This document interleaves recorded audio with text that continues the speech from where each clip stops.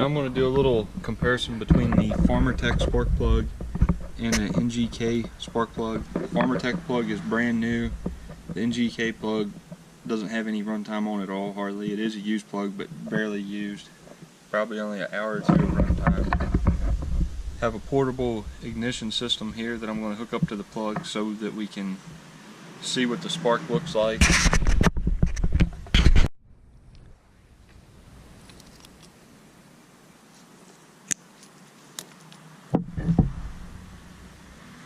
Now I know the spark may be different under compression and a lot of other variables, but at least we can see what the spark looks like coming off the plug in comparison to an NGK.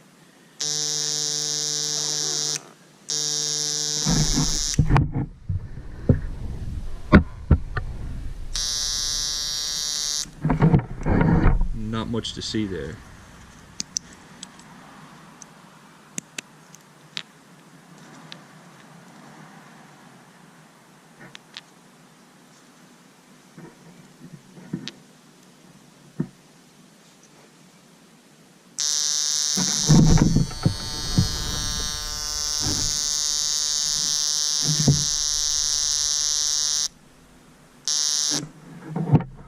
Not sure if you can see it. If it's dark, you could probably see it.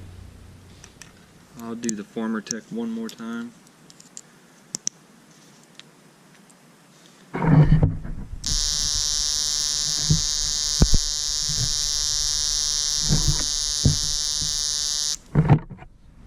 Go back to the NGK.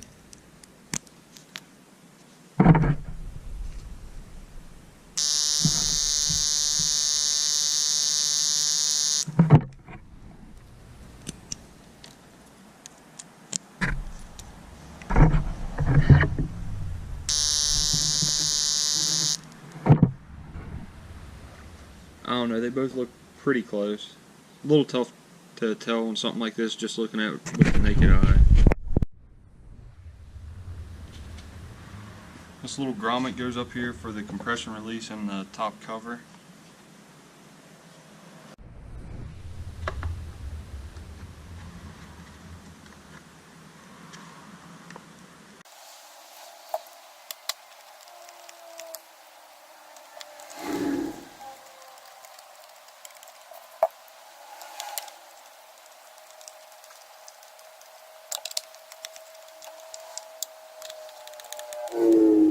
Before the plug goes in, I'm going to check the gap. It needs to be 20 thousandths. It's actually right on. Now I'll install the spark plug.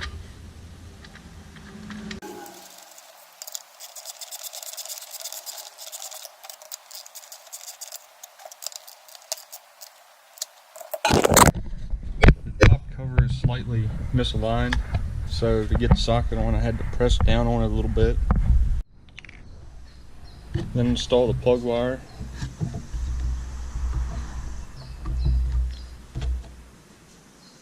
And this little part goes inside your intake boot.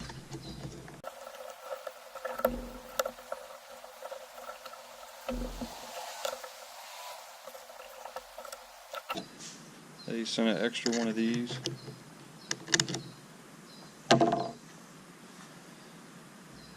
Now time for the carburetor to go on.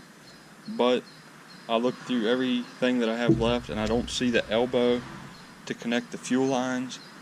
So I took a piece of 3/16 brake line. I'm going to see if that'll work. This is the fuel line they supplied that goes from the tank to the carb.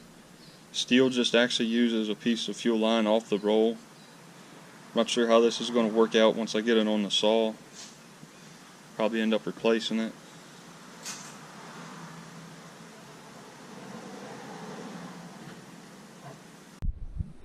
I sprayed a little WD-40 on the fitting to help it slide down into the tank easier.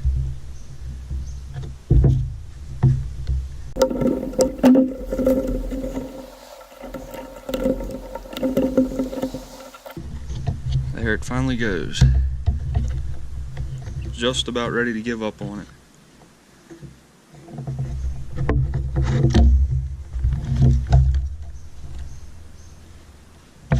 Everything looks good inside the tank there. It's a big long straight portion where it comes through the tank, so it's good.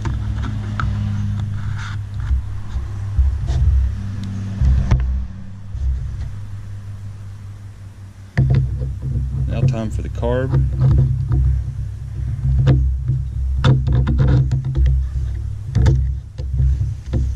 Pop this grommet out just for now.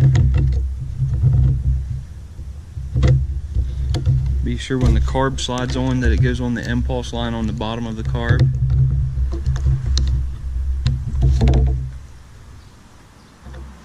Pop the grommet back in.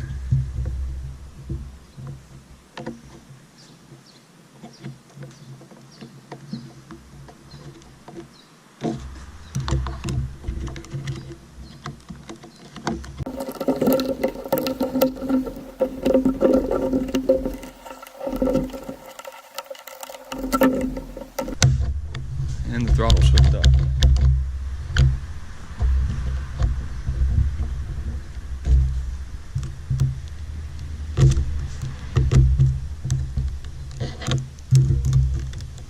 And I'm getting full throttle.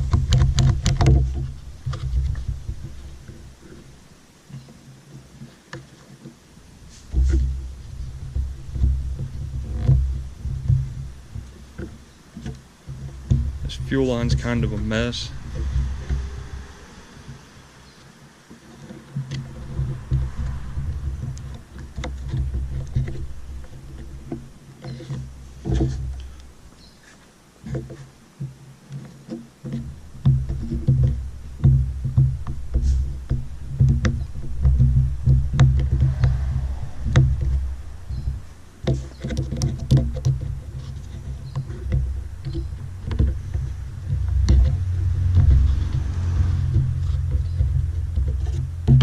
I got it tucked in there. It doesn't look like it's kinking shut now anywhere.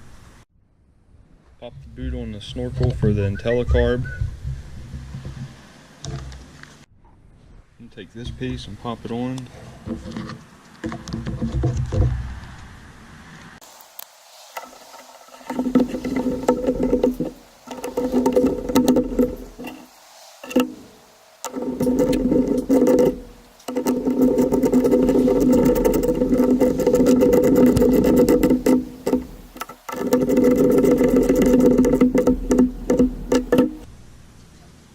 Here's what the air cleaner looks like. Has a foam inner filter.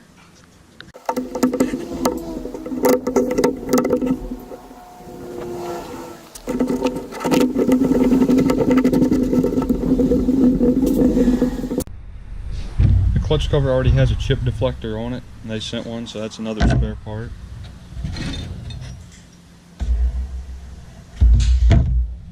Go ahead and put the bucking spikes on.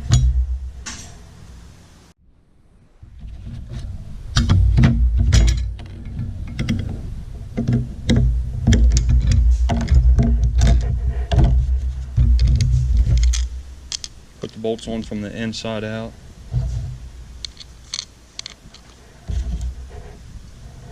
Pop the chain guides on.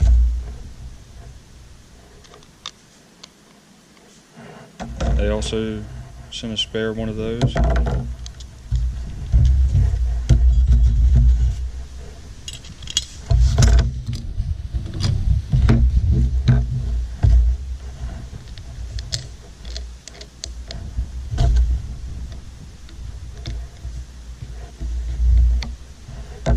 I have to go ahead and use the spare.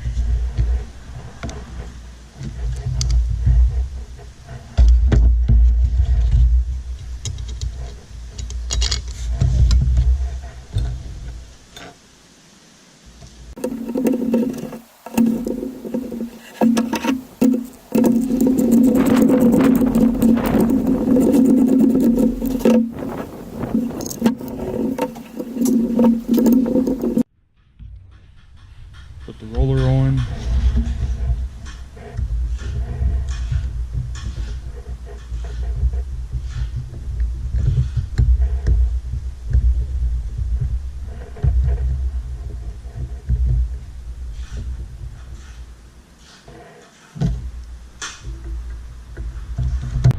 Got the snap ring down on it to hold the roller on. The inner dog goes on now using that bolt hole.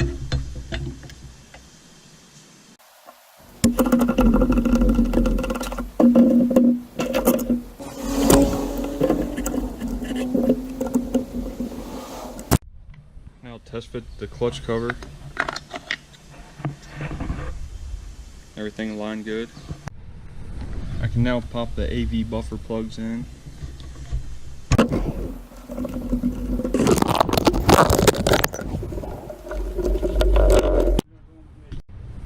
Big plug goes in the front.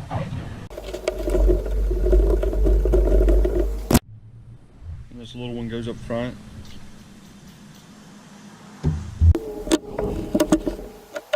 Now the wrap handle can go on.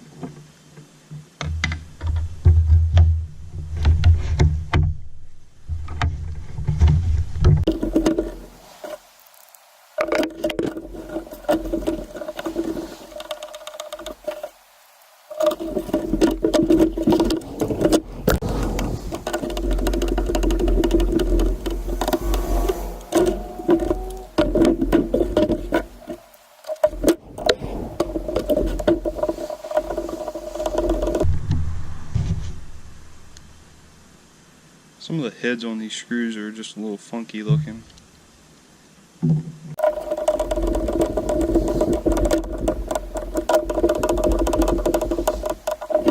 All in all, I'm very impressed with it. Heard people say you have problems with this and that aligning. The only alignment problem I had was with this top cover. The spark plug holds off a little bit, so I just had to press down on it to get the plug socket in. But that's really no big deal because you only need to change the spark plug once every 100 hours or so anyway. So I'll throw a bar and chain on it, get some gas, some bar oil in it, and see what it'll do.